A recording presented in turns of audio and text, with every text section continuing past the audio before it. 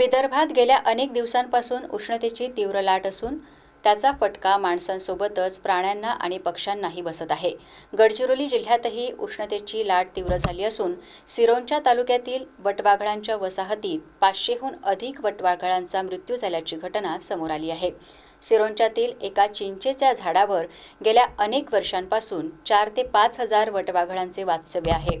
त्यामुळे हा परिसर वटवाघळांचे माहेरघर म्हणून देखील ओळखला जातो। वटवाघळे ही झाडांना उलटे लटकलेल्या अवस्थेतच राहतात, पण या ठिकाणी मात्र ती मृतावस्थेत आढळली।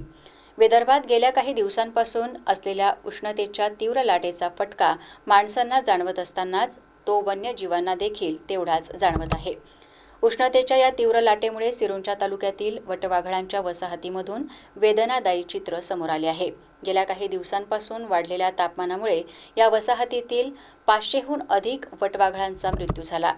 झाडांखाली मृतदेहांचा अक्षरशः खच पडल्याने परिसरात दुर्गंधी पसरली होती। स्थानिक नागरिकांच्या लक्षात ही बाब आल्यानंतर त्यांनी वनविभागाला कळवले। वनविभागाला ही बाब माहिती होताच विभागाच्या कर्मचाऱ्यांनी मृत वटवाघळांचे दफन केले।